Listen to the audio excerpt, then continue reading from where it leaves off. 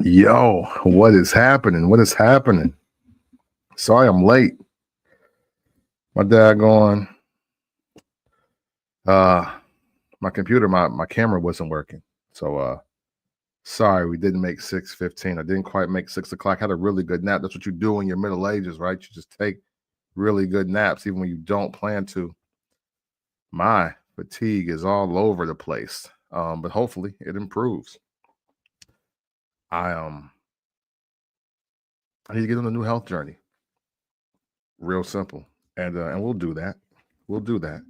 But in the meantime, let's talk some music, shall we? Yeah. But before we do that, made in the 1980s. Matter of fact, let me put this down. Made in the 1980s. Still looking for a new merch home for the few people that have asked and inquired. Because Teespring is playing with me. I need to talk. I need to learn how to talk before we get to this live in a real way. But Friday mornings, the audio drops. Saturday morning, the audio drops. Made in the 1980s, a podcast about lifetimes, nostalgia, and just conversation of people. Namely, so myself, made in the 1980s, 1981 to be exact. You make sure you check it out weekly. Episode 50 is on the way, man. I'm kind of excited. The anniversary, the 1 year for Made in the 1980s, also on the way. Should I celebrate it or not? Like, celebrate it for real? I don't know. I think we should just keep going to see what happens first. So, just wanted to communicate that all to you because I started episode 0, so it won't show 52. Because also a YouTube live I repurposed for one of the episodes as well. But audio, we're almost 1 year of Made in the 1980s being a thing. And I appreciate everybody, whether you listen one time or all 50 times or 52 times. Yo, it's greatly appreciated. What up? People already chiming in. Hey, my views just went up. Sasha, what's happening? How y'all doing? How y'all doing out there? Hey, before we get into the music conversation, sorry that the last 2 Saturdays there has not been a Saturday Night Live, okay? I have just been on the go, been trying to make things happen. And not for nothing, I've also been trying to get in the position where I've had some things to talk about. To be honest with you all, I haven't really felt that creative lately. I haven't really felt like I've been putting in enough creativity into the things that I'm doing. So it's been somewhat of a struggle coming up with content and information for you all that inspires me as well as caters to you all that come here to hear me talk about music the way I want to talk about music. But we're still going to press on. There's still some things to talk about. There's always a new way to talk about old things. And I will do my best to tighten up and give y'all that live, even if it's late night, unless I'm out late night, then that's just different. But the plus to me coming out here and going outside and not having these lives is hopefully there is a situation where I have more conversation. I go out and live life so we can talk about life in a music capacity. So, I look at it that way as well. So it's not a total loss. It's just not on schedule, if that makes sense. And before we get into the main topics of today, I did want to take a moment to recognize the late, great, notorious B.I.G., a.k.a. Biggie Smalls, a.k.a. Frank White, the King of New York. I want to take some time to acknowledge his mother, who passed away on the 21st. So yeah, just 2 days ago, Mrs.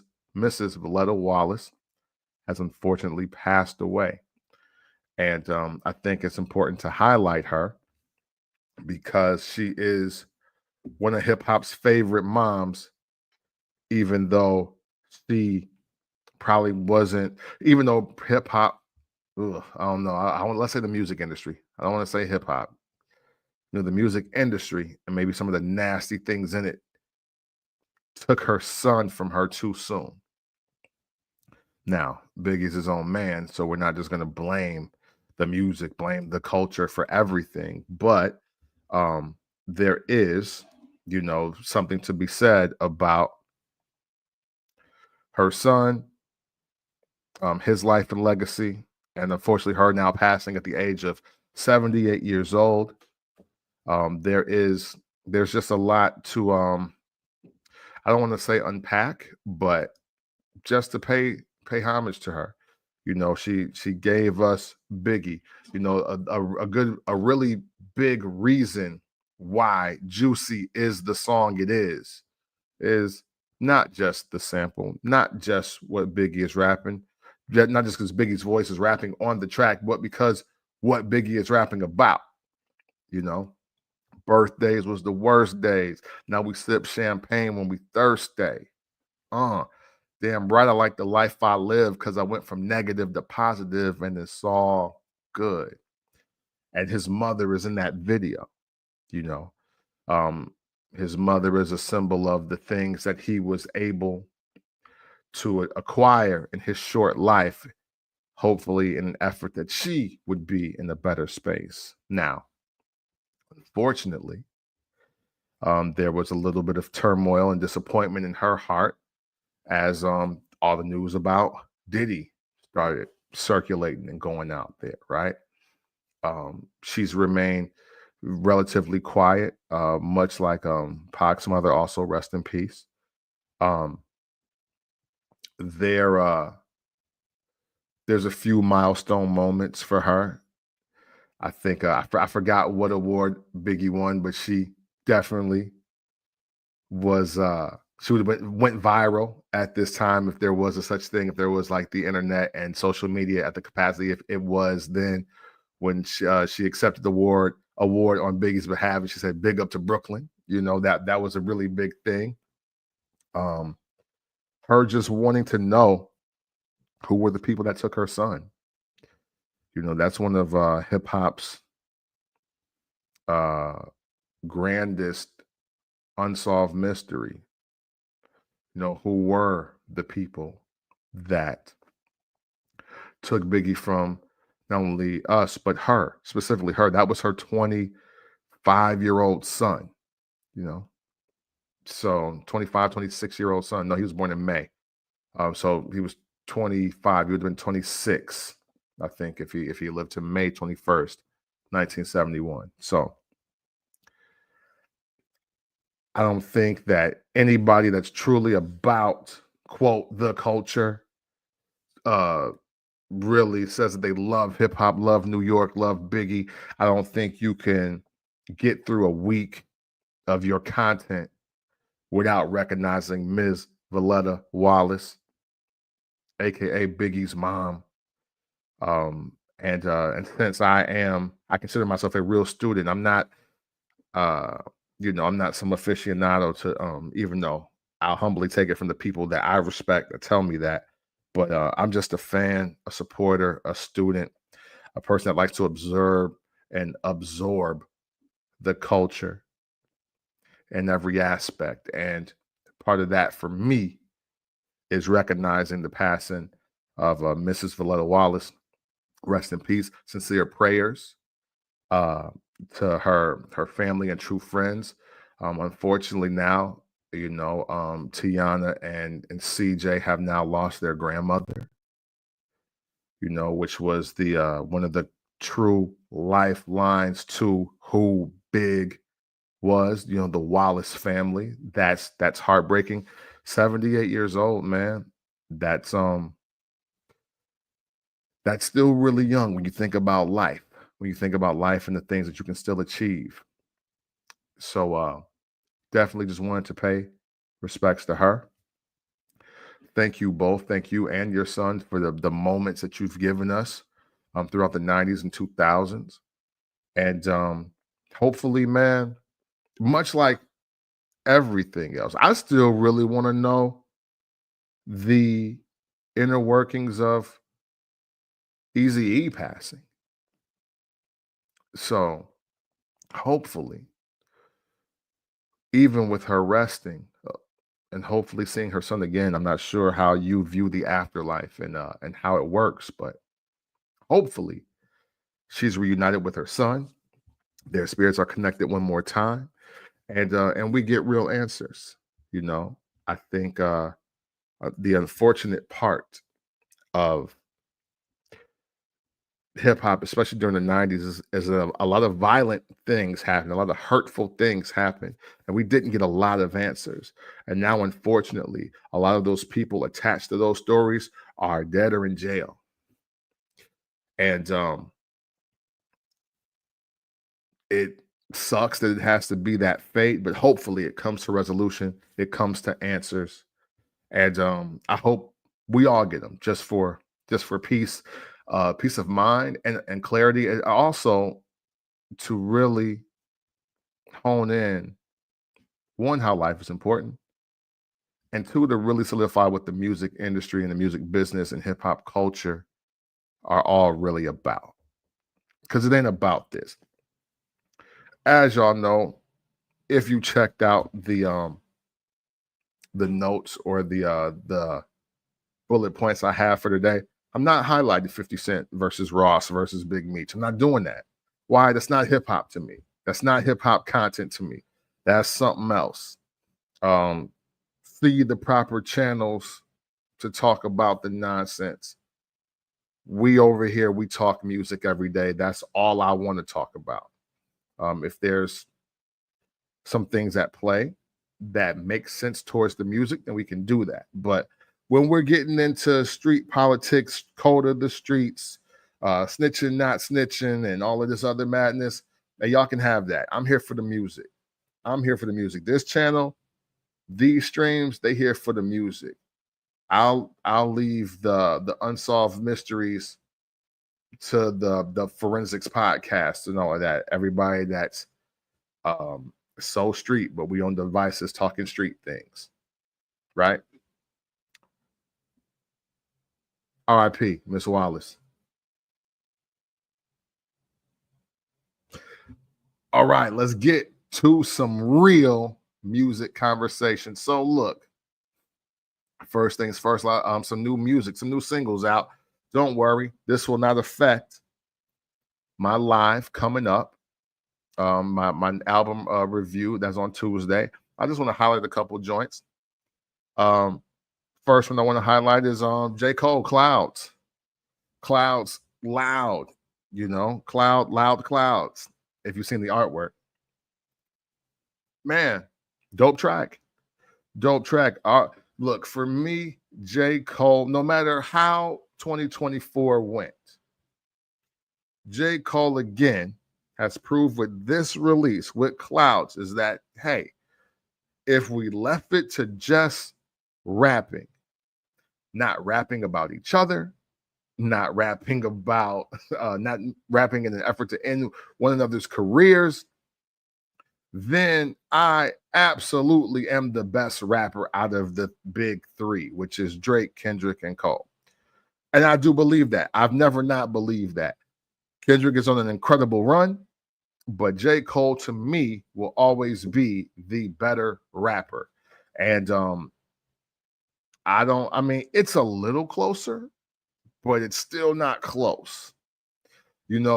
Nobody, if this was a sprint, nobody's losing by 5 seconds, but it's more than 0.3 of a second for me.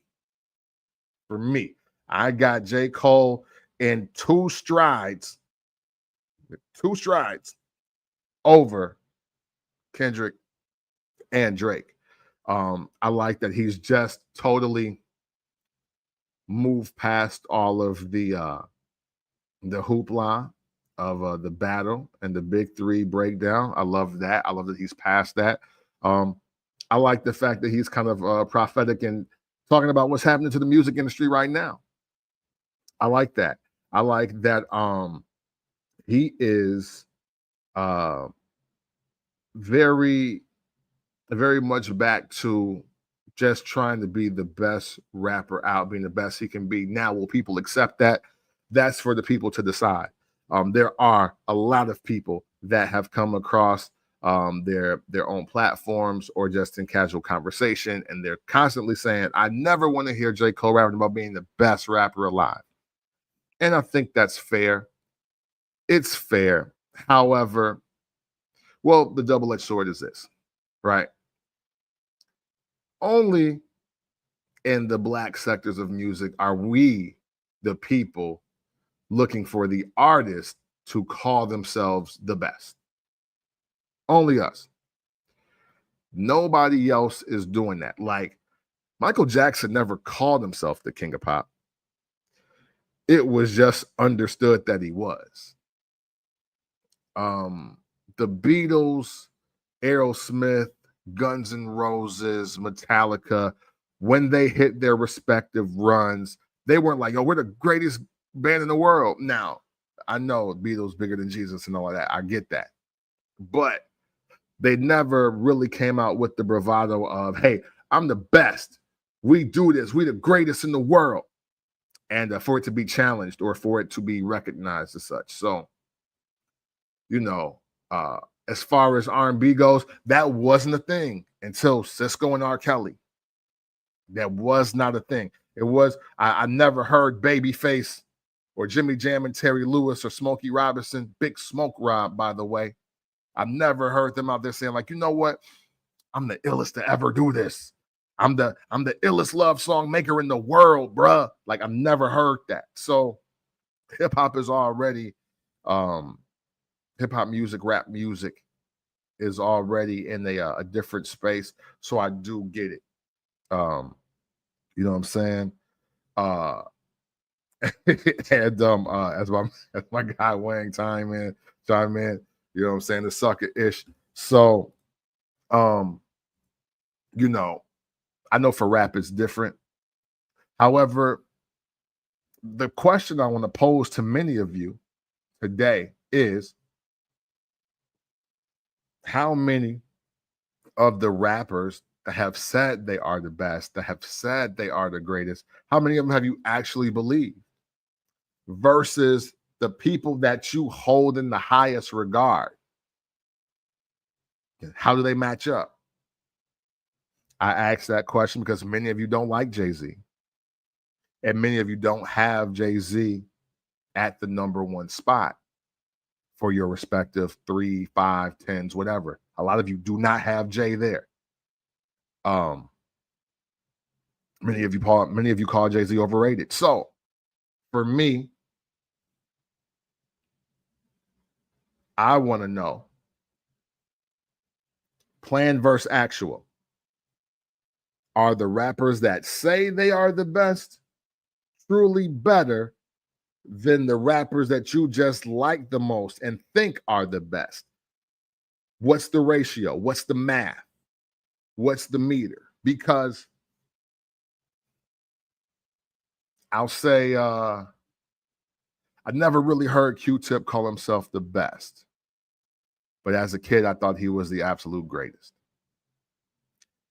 Project Pat, who I've never heard call himself the greatest rapper, but is absolutely in my top 10. And I think he has one of the more flawless albums to ever exist in rap music. I have Project Pat over a lot of y'all favorites. So let me know. One of my cousins is a huge Currency fan and supporter.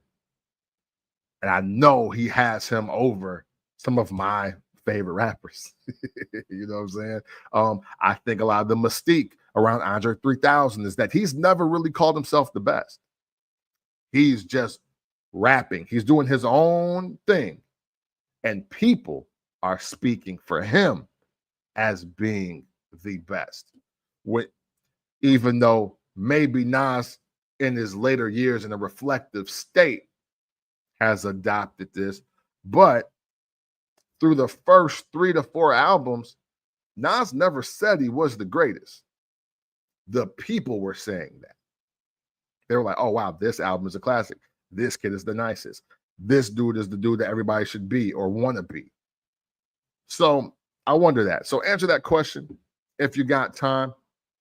I might have to clip this part, or I'll just make another like YouTube short or something for my YouTubers out there. Remember, we're almost at 250. We're at 248 subscribers. I do got the chart. Let me show you the chart real quick because I had it out for a reason. That's what she said. So yeah, dig it. We still here, 248. I need to get that 250 highlighted because we got to give our first gift away, man. We got to give the first one away. You know what I'm saying? Let me see. Oh, my man Jones is here. My man Jones is here talking wild. Not necessarily wild though. Mr. Don't Play Over It Was Written. Let's talk about it briefly. Mr. Don't Play Over It Was Written.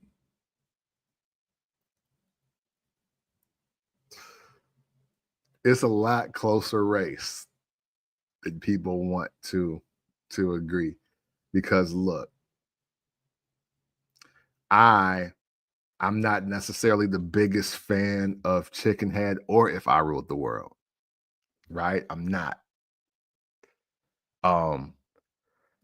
But let's just talk. Let's go worst track for worst track on the albums to me.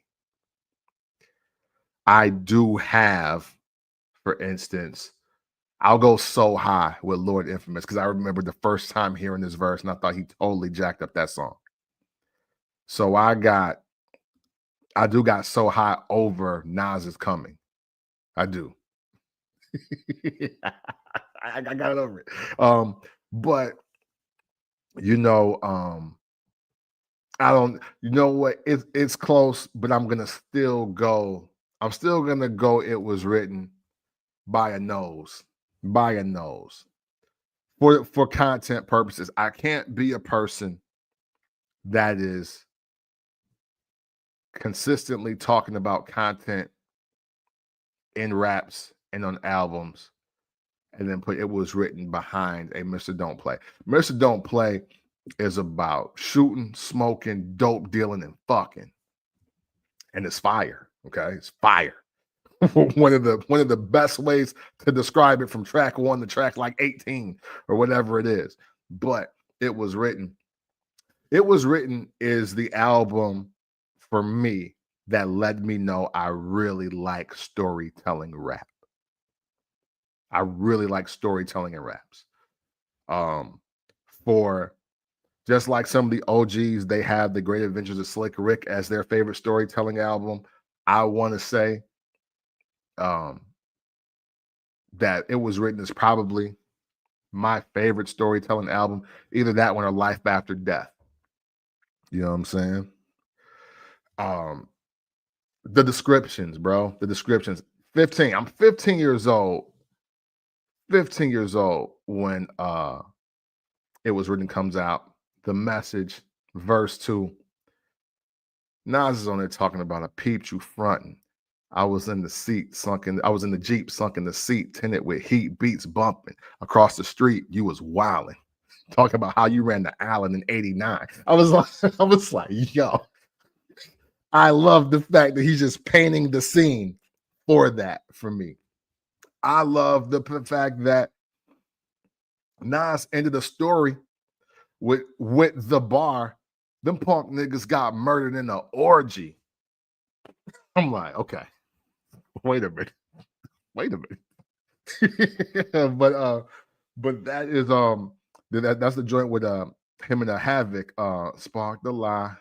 We'll die in this, about this. We perfected. Yeah. Oh man, listen, we'll get into it. It was really deep dive here. But yeah, no, I got It Was Written. over Mr. Don't Play. Mr. Don't Play, though, I'm not a no-skip guy. Not. But, I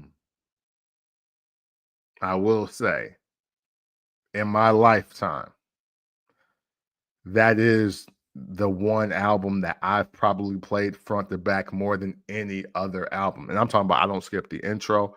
I don't skip an interlude. I don't skip really nothing.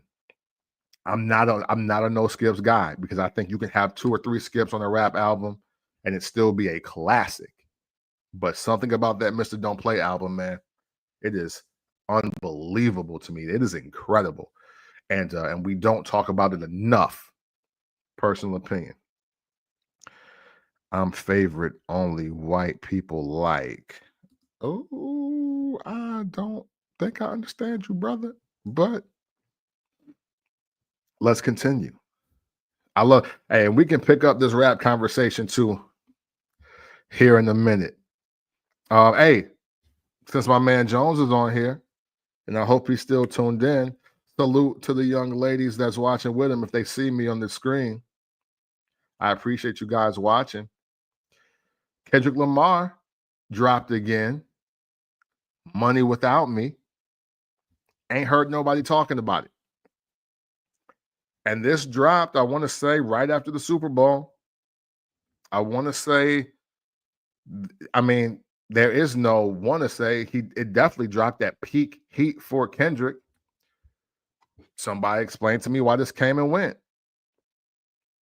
Yeah. Hey, bro. Money Without Me. Kendrick Lamar. It is out.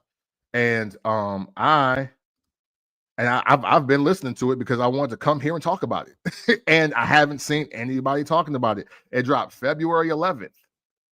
February 11th. That's the date listed on Tidal because the music sounds better on Tidal. Okay. And hey, dope track. But see, this is what Drake's talking about. This is what Drake's talking about. Because now he just dropping some dope music and y'all not hooting and hollering about it. It ain't got nothing to do with him dissing nobody. It ain't got nothing to do with Drake or with Cole and how he got smoked for this, that one, or the other one. But I don't hear people talking about this record. Okay. That's wow. That's interesting. But Jones, look it up for me. Because I got it. It's in my tracks. It's listed because I like what he's talking about on there. But Kendrick, Money Without Me. It's almost like it's a GNX Deluxe record. And I mean, I guess to kind of spoil it for y'all, it's just his inspiration of rags to riches, basically. You know what I'm saying? And how he's going to meet certain people, come across certain people and tell them, you ain't getting money without me. In other words, I won't be left behind. I'm going to be out here getting it with you and not just watching you get it. It's a dope track, but man, if it is being hidden or if it is being tucked away, because it's on YouTube as well, I guess I'll show a little bit of grace. You know what I'm saying? But yeah, I'm a little disappointed. I'm a little disappointed in the masses because we love Kendrick so much now. Kendrick is number one. Kendrick is the greatest. And now you put him in the position where he ain't talking about nobody. He's going back to his original bag, going back to what he came here to do, which was tell great stories in rap, and nobody's talking about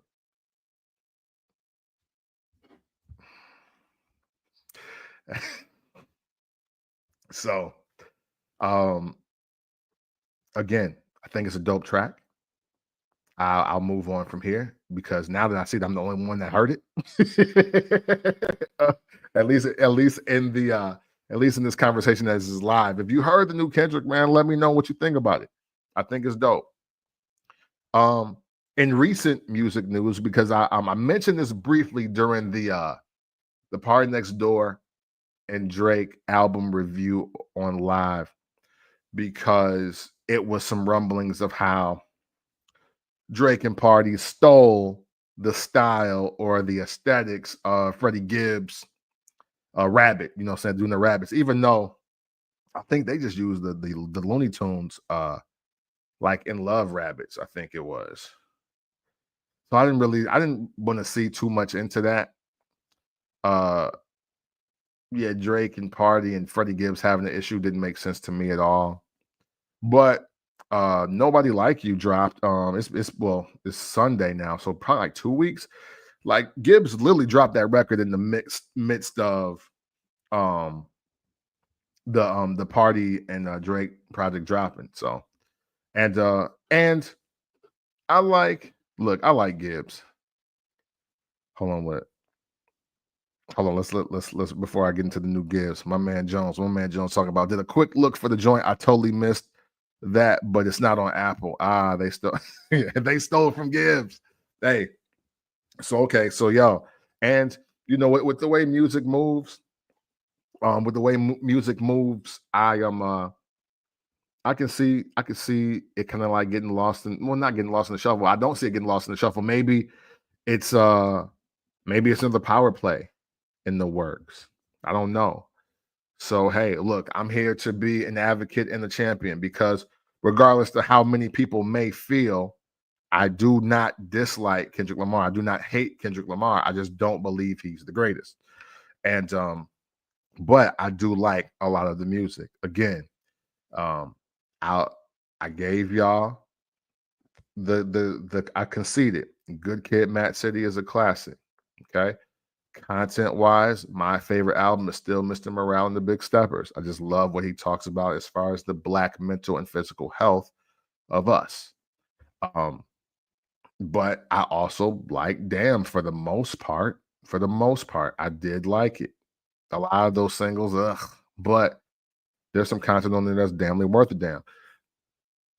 To Pimp a Butterfly is the album that y'all thought Andre 3000 was always going to give y'all. It did not happen. So I'm glad Kendrick did it for y'all. That's awesome.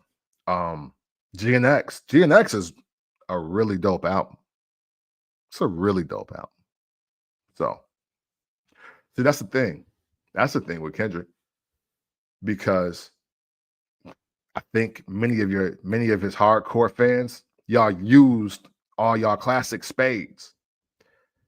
And in time, he's just gonna make music that sounds better and that is better than some of the stuff. Like I got GNX over To Pimp a Butterfly.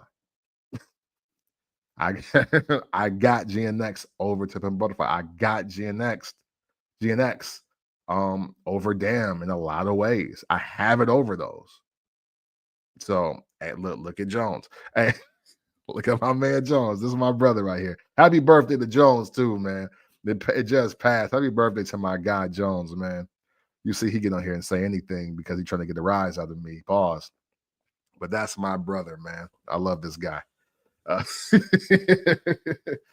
hey, look, hey, I'm on record, and I said it on the I said it on the album review. And I'll say it here again, just like we were here with my wife and she was talking her talk. If regional sounds come back to the game full circle, then yes, I will say GNX is a classic this year. So if Chicago just sound like Chicago, Atlanta sound like Atlanta, Houston sound like Houston, New York sound like New York, GNX is a classic because that's the seed. That is the seed. Because he did a super West Coast album and it went worldwide. Now, if people just start biting the West Coast sound over the Southern trap style or the auto-tune sound that was just made famous, then hey, it still could be a classic because he'll be changing the sound that currently exists. So we'll see. We'll see. What my dog say, K Dot is musically similar to Outkast. I'll give you that for sure. Setting a high ass bar with every project. Yeah, I'm not mad at that take. I like that. On Spotify, okay, so Money Without Me is my man Wang is saying that on Spotify the Money Without Me song is listed by Mr. Morale. Hmm. Okay, interesting. Interesting. You know what I'm saying? No more big stepping. No more big stepping. Hey, we go. Let's take a break from the hip hop conversation real quick because I already covered Freddie Gibbs. Hey, look, hey, the Freddie Gibbs is dope. I think. Listen, my bad. Freddie Gibbs, Nobody Like You, which was, I mean, to me, is basically a bonus track off the Nobody Like You album. But it's dope. Freddie Gibbs can really rap. Um, did Party and Drake steal from Gibbs? Possibly. Possibly. Um, I like that Gibbs took initiative to say it first, even though the chat I'm in went up before that. before that, but Gibbs is good for seizing the moment. Even though I don't like anything that happened between him and Benny the Butcher, I don't like any of that. I also didn't like that him and Currency had words in some fashion because Fetty is one of my favorite projects of this decade. I gotta salute Gibbs for just taking advantage of the moment. That's what he does. He's pretty good at seizing the moment around him, his likeness, his conversations, and all of that. Right. So look, 3 tracks: Gibbs, Cole, Kendrick, or Mr. Morale, whatever you find it out as. Go ahead, check them out, listen to them because hey, if nothing else, I do what I do to put you on some cool and good music. Let's move forward. Let's take it to my new home because I'm from Freeport, Illinois. I'm always from Freeport, Illinois, but currently I live in Music City. I reside where I sleep every night is on the outskirts a little bit of Music City, but if most likely I am in the midst of action, it is probably in Davidson County, which is less than 20 miles away. Matter of fact, I think 15 at best away from Davidson County. Davidson County is Nashville, Tennessee, aka Music City. And man, what I want to share with y'all, whether you're an aspiring artist or whether you just love to hear about success stories of music, I want to talk to y'all about how Jellyroll is the effing man. And I've never seen anything like this. And I'm going to compare it to 2 artists who are very big for their time, but how it's just not quite been this. So this past week in Nashville, there was this seminar called CRS, right? It's for just country music, country radio. Jones was probably into this thing. It's like because I don't think urban radio we ever do anything quite like this, or maybe this is before our time in radio.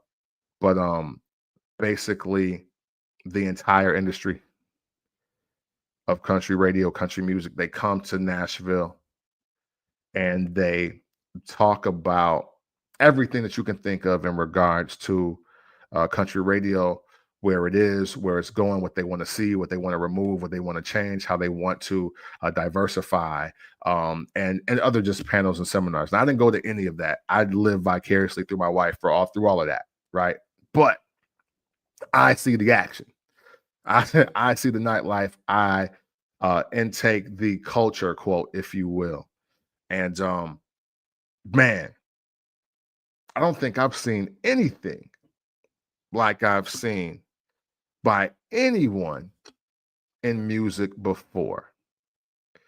Now, granted, the trump card will always be Michael Jackson. So, you know what I'm saying? The greatest son of Gary, Indiana, I'm going to just leave him out, okay? We just got to leave him out of these conversations. But, dog, what I want to tell you is this. I don't think in my lifetime I've seen anyone be the man in a city like Jellyroll's run as the man in the city of Nashville. I don't think I've seen it because it's on all levels. I moved to Atlanta the week TM101 dropped. And for me, as far as an album dropping, especially a debut album dropping, I've never seen a city and a reaction like that. That was probably the last time or the last era where people you could be outside driving around like on Peachtree or in Bankhead, Buckhead, wherever, even all the way out to Kennesaw and like Cumberland Mall and Georgia 400, you could literally just have your windows cracked or down and people were playing the GZTM 101. That was a thing. And that was a thing for a week or two, not just the day it dropped, not for an hour, not randomly. That was happening. And then not too long after that, it was kids with trash bags full of Can't Ban the Snowman, the mixtape, while this album is already on fire, handing them out. If you out, I was leaving Club Frequency when I got mine. All right. So I saw that and I was like, damn, Jeezy really runs Atlanta right now. Like, this is crazy. I've never seen anything like this. Like, the entire third and fourth quarter just was Jeezy mania. So I saw that. I also saw Kanye West in Chicago in the Glow in the Dark tour. Now, did I go to the actual Glow in the Dark tour? No, I did not go. But that year of Lollapalooza, Kanye West and Rage Against the Machine performed back to back. And there was easily 20 some odd thousand or more people in the street of Chicago, in the park, as Kanye went through the Glow in the Dark tour set. Like, he literally just did the show. So I saw it for free. I saw it for free.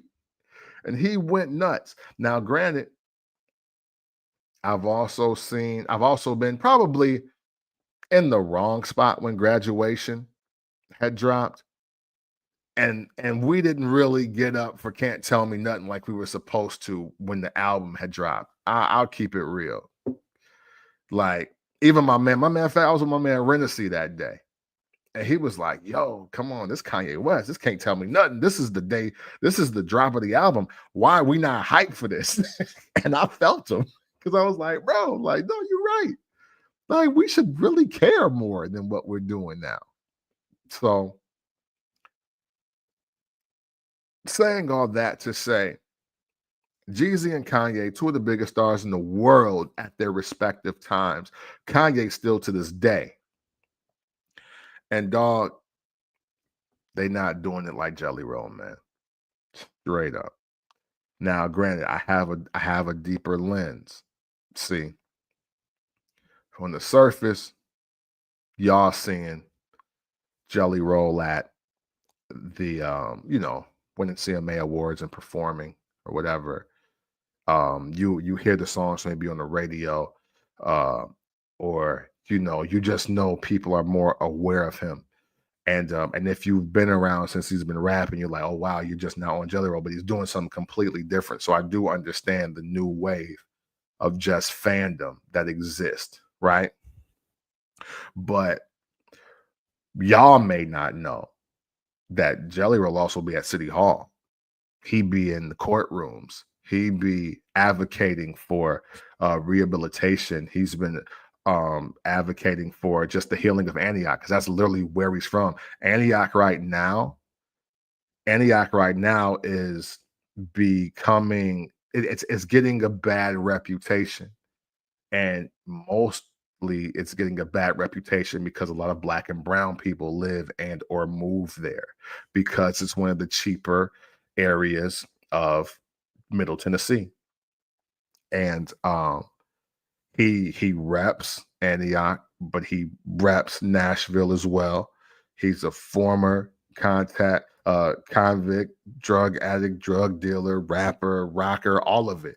And he's very much so ingrained in the city and even the state that I don't think I've ever seen somebody embody an area like I've seen him embody this area. And as a musician, I really think that's important. Why do I think that's important? Because you get to do things that he's doing that, man, it shouldn't just happen to anybody or everybody. And I'm even learning the difference between like a brand deal or a sponsorship versus like a company really being like, yo, we mess with you, but I can't tell y'all what it is. Like, I got something. I got some really dope information. I got a really cool product, but I can't say nothing about it. So we're gonna keep moving, right? But um in the last, so wait, when I made these notes, it was like within 48 hours, right? So last week I watched Jellyroll within a 48-hour period, mind you. Tear down the Grand Ole Opry, did a whole full set, had Ernest out there, had Brandon Lake out there.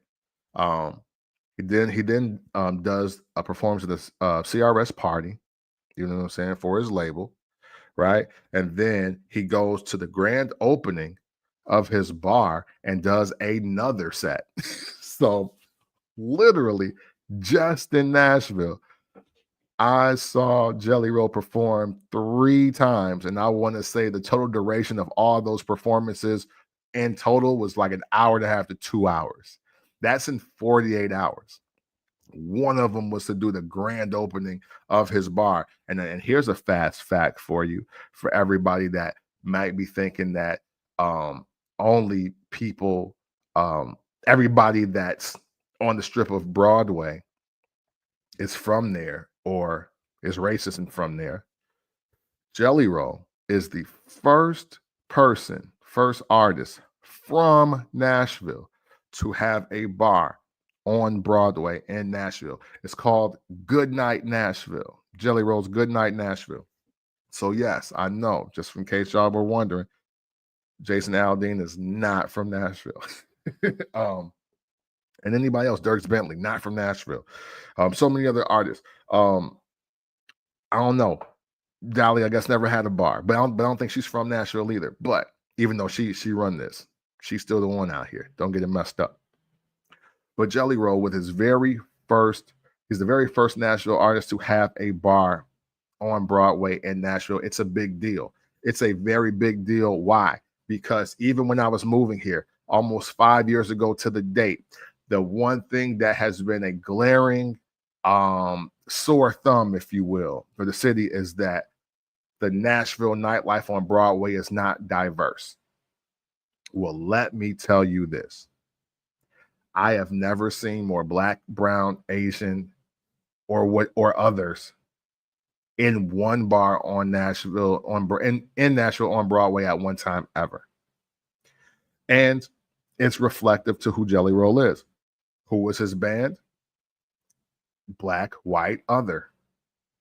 On the drums, on the keys, his background singers are Black women. Like it's a real thing. He is literally unifying and diversifying nightlife in Nashville, while at the same time blurring the lines of genres, because all of his sets sound like country, rock, and gospel. And he raps on something. Some of them songs he was not singing; those were full-blown raps. And he's doing it in a very palatable way. You know, I think it's important. I think as we look back at the year 2024, I want to say, man, diversity of just talent and art has won. It's won in a big way this year. listen, before I get into why that is, I do want to share this one note. I wrote this note down, so I don't want to forget it.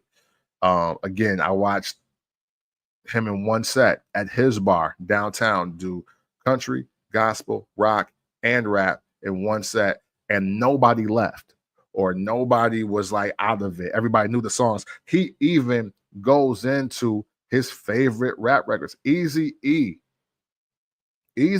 was played on Broadway. DMX was played on Broadway. Bone Thugs and Harmony was played on Broadway. What's my other man's names? Eminem was played on Broadway during CRS week in Nashville, Tennessee. It happened. It happened with some of your rock favorites. Oasis was played. You know what I'm saying? Like, it was great. It was great. It was look, it feels to me that Goodnight Nashville is for the music lovers, regardless of your age, regardless of your race, regardless of what side of the city you live on or you're from. If you love music, if you're inspired by music, if music moves you and you feel like it changed your life or it helps your life, or it gets you through life, he's got the spot to go to for that. So that's not an ad. I don't get no residuals from doing this. It was a really dope time. And definitely want to just salute, big that up, because it's important. Again, man, hey, listen, I'm not here to tell y'all that Nashville is the new Atlanta for Black people. It ain't. It ain't. But I tell you what, I've also been a Black man trying to kick it in Chicago and Russian Division. Have had some problems. More problems than I've had kicking it on Broadway in Nashville. I'm just going to keep it being with you.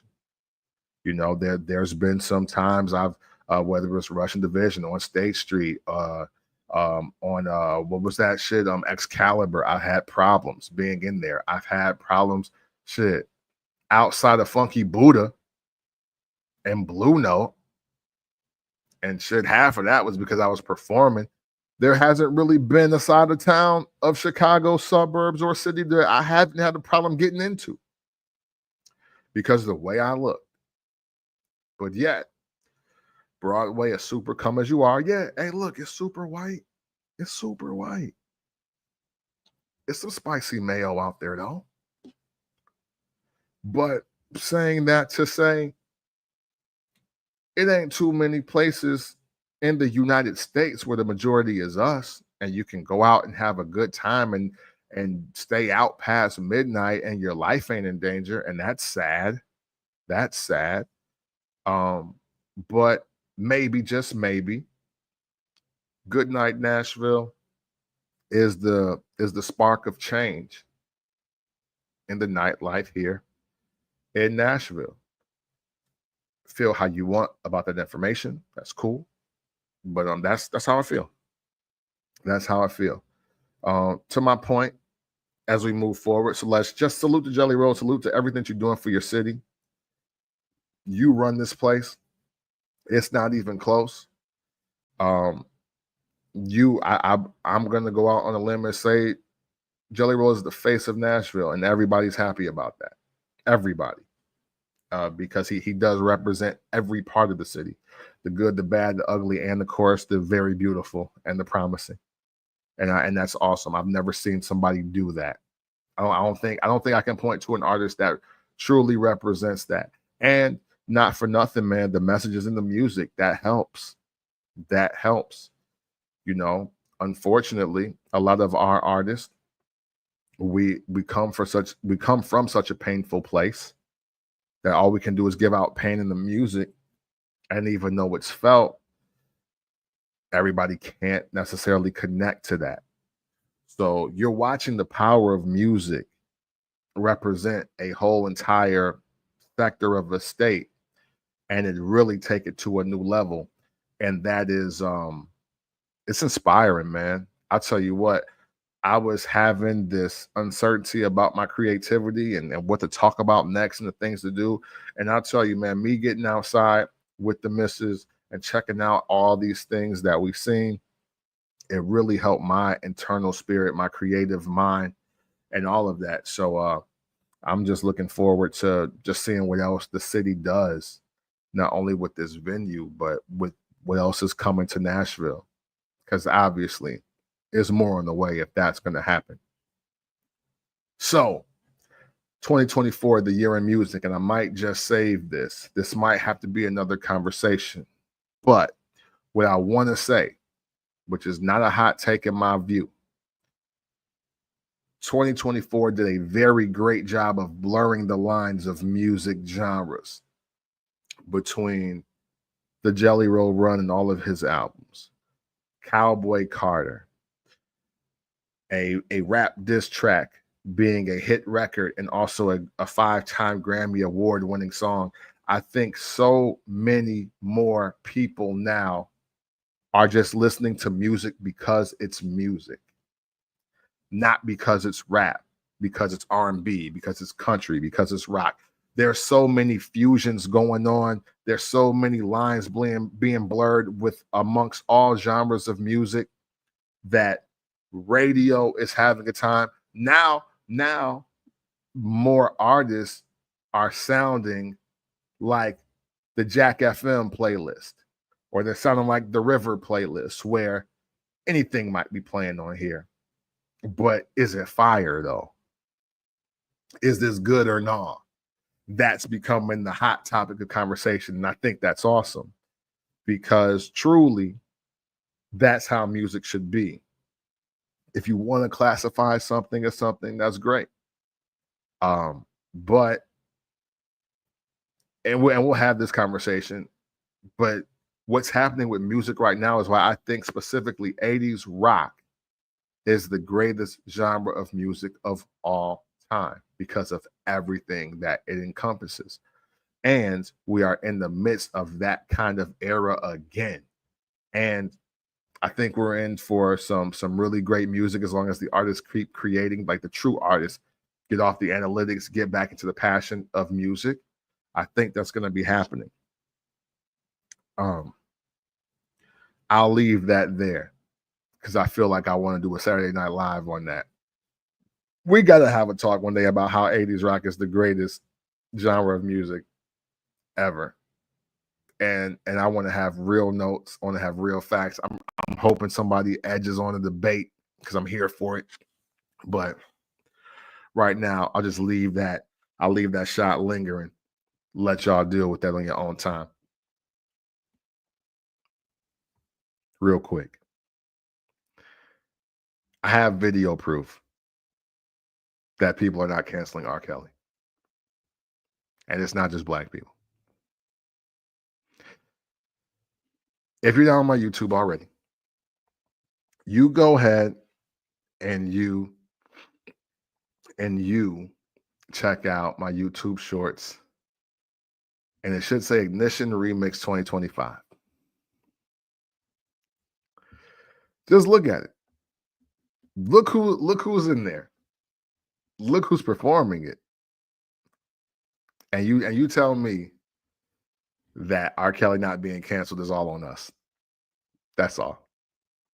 That's all. Real quick, because this was funny. I made a mistake.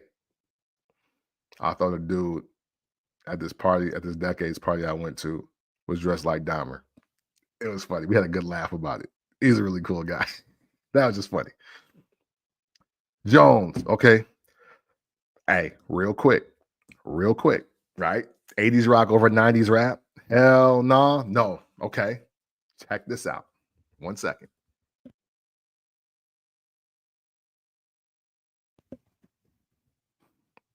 '80s rock. I'm just gonna throw out just what? Let's say 3 songs, just to be safe. Phil Collins, In the Air Tonight. Bon Jovi, Welcome to the Jungle. Run DMC and Aerosmith, Walk This Way. Michael Jackson beat it. All in the 80s. All classify as rock or with rock undertone. Harmony, rapping, yelling, whatever you want. Cold beat breaks, whatever you want. You give me the 5 90s rap songs that you got competing with just those. My clip won't run empty.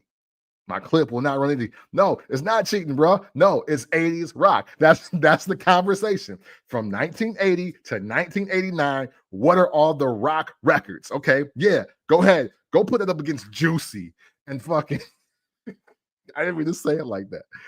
I didn't mean to say it like that. But yeah, go ahead and put no, it ain't. Hey, look, Thriller is Thriller for a reason.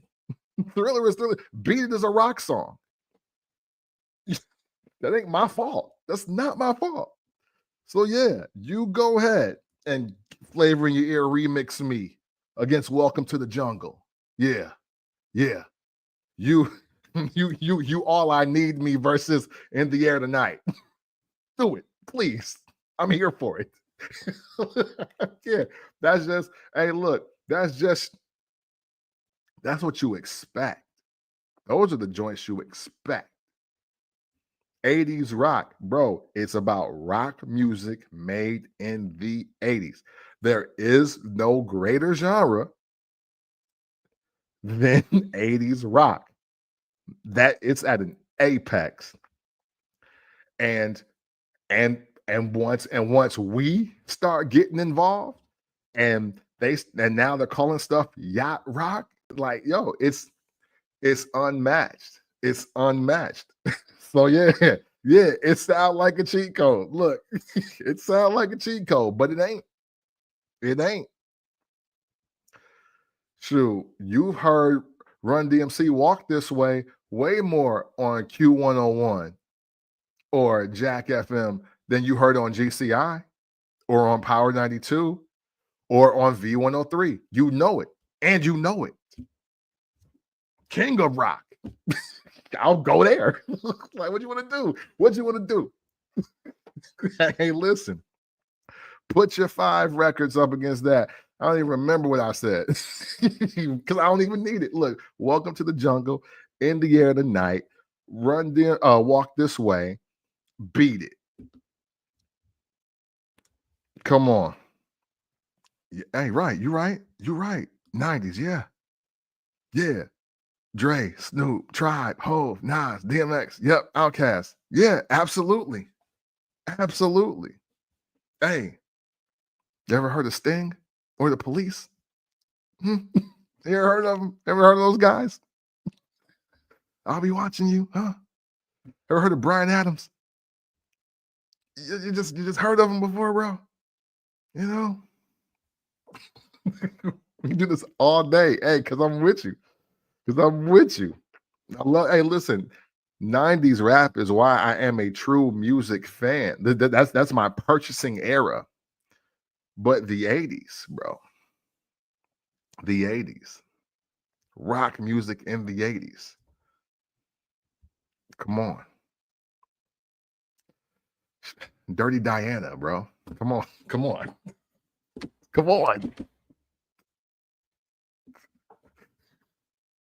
Hey, Michael Jackson started redoing Beatles songs in the 80s.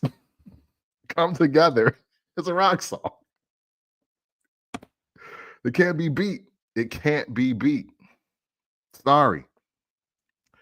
Shoot, even Janet jumped on some rock waves. Rhythm Nation got some rock undertones. Just saying, bro. I didn't even get to a Metallica yet, even though that's more 90s. Hey, you're right. Hey, why is he the king of pop though, Jones? Because he made the most popular music. Hey, he's not hip hop either. Then he's not like he's not R&B either. Then you know what I'm saying? Hey, listen, Thriller, Bad, and Dangerous changed the game. We called Michael Jackson the king of pop because everything he did was just going to be popular regardless. Mad guitars in his joints, though. He knew the game. He knew how to play the game, man. You know what I'm saying? So we'll anytime y'all ready, man. Hey, Jones, just in case you were wondering. Just in case you were wondering, my brother. Because I love you. We fam. Another one, Bites the Dust by Queen. Dropped in 1980. I just want you to be aware of those kind of things before you want to do this. You know what I'm saying? You know what I mean? I know you heard the journey. Don't Stop Believing. Came out the year I was born, son. 1981. Look what they're doing. Dog. I'm gonna give you one more joint, and we're gonna get out of here.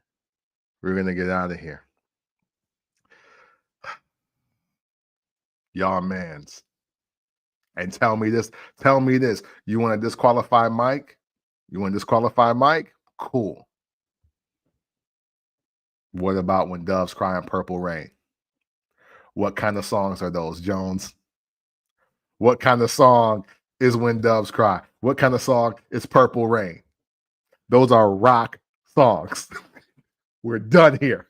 Nothing is greater than 80s rock. I'm sorry, I don't make the rules. I just listen and appreciate the music. That's all I do. Again, find me a greater run of music than 80s rock. You'd be hard pressed. And it literally ran till the end of the decade. Into the 81 to 89 rock music. Just that pocket. So all the rock rap stuff that started happening to the 90s, I get it. That was fire too. 70s, 60s, 70s.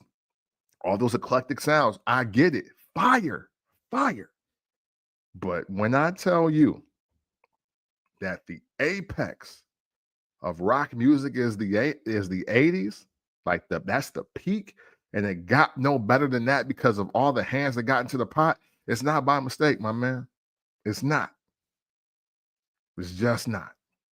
So y'all deal with that, man. That's one to grow with, man, before we get out of here, because it ain't much to say after that. I smoked that off memory, bro. So we're not even doing this. Don't let me Google. Don't let me Google. All right. This is really hard if I start Googling. But last thing I want to say is, man, hey, JoJo's on tour. And she has a really dope show. Man, for all of you that may only know JoJo, because I know how some of y'all listen to music, y'all may only know her from just being a pop star in her younger years, early teen, preteen, and teenage years. But man, no, she is definitely an adult. She is definitely making adult content.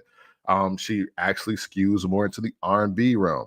And so if you are looking for some new R&B music, I definitely recommend checking out some of her EPs. Listen, I started listening to her again because I was listening to PJ Morton 5-6 years ago and realized, oh damn, that's JoJo, like the teen girl on this. So I was like, let me listen to some of her other newer projects. Her and a young lady, I think her name is Emmy Melly. I don't want to mess the name up, but that was her opening act here in Nashville on Saturday night. Again, very dope show. Two very talented young ladies. Definitely worth checking it out. Another one of those mixed eclectic crowds. There was a little bit of everybody in there.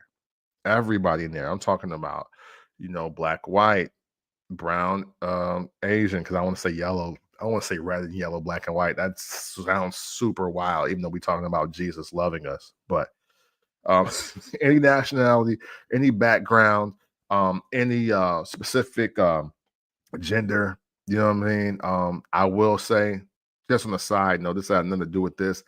I'm not really feeling the gender neutral bathrooms. I'm sorry. I just rather be amongst anyone who considers himself a man in the man's bathroom. I'm sorry. I just want to share that real quick. Let's get back to the music because it's not that kind of live. But definitely if based on what I see out here, look, if JoJo's in Atlanta, Chicago, DC, Philly, Cali, Northern or Southern Cali, go see her. It's a dope show. If she's in Detroit or Milwaukee, go see it. I don't have the tour dates, but the kickoff was last night. She's still bringing 1,000 or better out, 2,000 or better out, I believe. I don't know how much the venue holds, but it was packed in there. And she's putting on a heck of a show, man. So definitely check it out. Man, that's all I got. That's all I got for this week. This was Saturday Night Live. We over an hour or two. That's beautiful news. Hey, thank y'all for tuning in. Thank you for tuning in. If anybody wants to take a decade or a specific genre up against me to battle 80s rock, let's do it. It can only be one genre, though. Don't tell me the 90s decade. Don't tell me the 60s decade. No, tell me Motown versus 80s rock. Tell me 90s hip hop and rap versus 80s rock. Tell me 2000s soul and R&B versus 80s rock. I'm only sticking to 80s rock.